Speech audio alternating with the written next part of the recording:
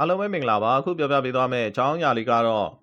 မဆလာလောင်းပြီးလူတက်တဲ့ဂွင်းဆက်လူတက်သမားရဲ့အကြောင်းကိုရိုက်ကူးထားတဲ့မှုကင်းရုပ်ရှင်လေးပဲဖြစ်ပါတယ်။ယောက်ျားတစ်ယောက်ကမိဖြစ်သူကိုစိတ်ဆိုးပြီးတွင်းတစ်ခုတည်းကိုတွန်းချတယ်။အဲ့နောက်အပေါ်ကိုပြန်တက်လို့မရအောင်တန်စကာနဲ့ဖုံးလိုက်တယ်။မဆလာကန်ကိုလှည့်လိုက်ပြီးတဲ့နောက်ရှစ်တန်ရှိတဲ့အင်္ဂလိပ်ရေတွေကိုတွင်းထဲကိုတွန်းချပစ်တယ်။သူ့ကိုလှုပ်ပေးဖို့တားကိုတောင်းပန်ပေမဲ့သွေးအေးနဲ့ရက်ကြည့်နေတယ်။အမေကတော့ရန်လက်ပြီးအော်ဟစ်နေမိတယ်။အရင်ရက်တွေတုန်းကတွင်းထဲမှာအကောင်လေး၃ယောက်ကပြေးတန်းလိုက်တန်းကစားနေတယ်။စီပိုင်းတစ်ခုကိုဖွင့်ကြည့်တဲ့အခါအထဲမှာမျိုးသမီးတစ်ယောက်ရဲ့လက်ထွက်နေတဲ့အင်္ဂလိပ်တုံးကိုတွေ့လိုက်ရတယ်။မြို့ထဲမှာနောက်ထပ်မျိုးသမီးငယ်တယောက်အသက်ခံလိုက်ရတာဖြစ်ပါတယ်။အင်္ဂလိပ်လူသက်သမားဟာရဲတွေရဲ့အာယုံစူးစိုက်မှုကိုရသွားတယ်။တေဆုံးသူတွေရဲ့ခန္ဓာကိုယ်ကနေရရှိတဲ့လက်ပွေရာတွေကသဖြင့်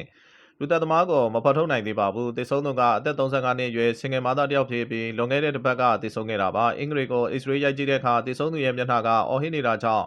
အရှင်လက်လက်အင်္ဂလိပ်လောင်းခံလိုက်ရကြောင်းပေါ်လာတဲ့အခင်းဖြစ်ရာနေရာကိုရဲတွေကလေရင်ကြီးစီးပြီးသွားကြတယ်။လေရင်မြန်ပေါ်ရောက်နေတဲ့ချိန်လှုပ်ဖော်ကိုင်မဲ့တယောက်က message တစ်ခုကိုပို့ပေးတယ်။ရဲတွေကအခင်းဖြစ်ရာနဲ့မွေးတဲ့နေရာတစ်ခုမှာနောက်ထပ်အလောင်းတစ်ခုကိုတွေ့တယ်။ဒါကြောင့်ခွင့်ဆက်လူသက်မှုဖြစ်သတ်မှတ်လိုက်ကြတယ်။အခင်းဖြစ်ရာနေရာကိုရဲတွေရောက်လာတယ်။တေဆုံးသူမျိုးသမီးဟာအင်္ဂလိပ်လောင်းမခံရခင်ဒဏ်ရာတွေများစွာရရှိခဲ့တယ်။အဲ့မျိုးသမီးကအသက်ရှူချက်ပြီးတေဆုံးသွားခဲ့တာပါ။လောင်းနာကအင်္ဂလိပ်တွေကိုယူကြည့်တဲ့အခါမှာပြည့်စုံစွာရေဖြော်ထားတာတွေ့လိုက်ရတယ်။ဒါကြောင့်လူသက်သမားဟာစောက်လို့ရင်းနေဘက်ကလူပဲဖြစ်မယ်လို့မှတ်ဆမိတယ်။ကောင်မလေးရဲ့ခန္ဓာကိုယ်ကိုလောင်းထားတဲ့အင်္ဂလိပ်ဟာချိုးစားညီညီမျှမျှရောထားတယ်။လူသားတစ်ယောက်ကအဲ့လိုဖြစ်အောင်မျောနိုင်တာကြောင့်ဆက်တစ်ခုကိုအသုံးပြုပြီးအင်္ဂလိပ်မှွေတာလို့ယူဆလိုက်တယ်။ရဲတွေကလောင်းရဲ့နှာခေါင်းပေါ်မှာဓာတုပစ္စည်းတချို့ကိုတွေ့လိုက်ရတော့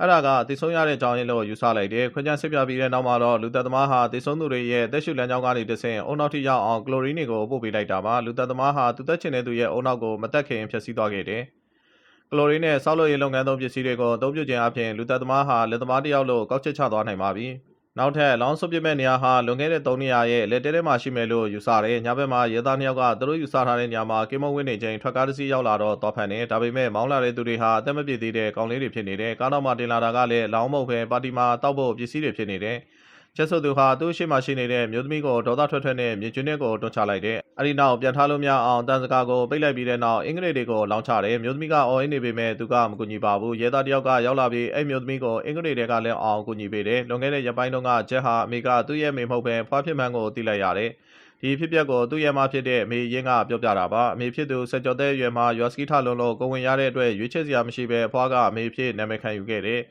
အဖြစ်မှန်ကိုလက်မခံနိုင်တဲ့ချက်ဟာသူ့တော်သားကိုဖွင့်ထုတ်တဲ့အနေနဲ့လူတွေကိုလိုက်တက်ခဲ့တယ်။သူ့အမေကိုစီကံတကြမဆုံးမခဲ့တဲ့ဖွားဖြစ်သူကိုပြစ်တင်တဲ့ဖွားကိုစိတ်နာလို့တပ်ဖို့လုပ်နေတော့ရဲတွေကအချိန်မီရောက်လာတာပါ။ချက်ကထွက်ပြေးပေမဲ့ရဲသားတယောက်ကတော့သူ့ကိုဖမ်းဆီးလိုက်တယ်။တခြားရဲတွေကဂျဲအမေကိုအင်္ဂလိပ်အရေးတွေကနေဆယ်လိုက်ပါတယ်။ဂျဲခုလိုမျိုးလောက်ရတဲ့ကြောင်းရင်းကလည်းမိသားစုကြောင့်ပါပဲ။ကလေးတွေကိုတာဝန်မြှနိုင်မဲနဲ့လူကြီးတွေအနေနဲ့အခွာမရတင်ကြအောင်သင်ခန်းစာလေးပေးထားတဲ့ဒီဇလန်လေးကဒီမှာနေမဲ့ခန်းရက်သွားပါတော့တယ်။နောက်နေ့တွေမှာတင်ဆက်မဲ့ဗီဒီယိုကောင်းကောင်းလေးတွေကိုကြည့်ရှုဖို့အတွက် channel ကိုပြန်လာဖို့ဖိတ်ခေါ်လိုက်ပါတယ်။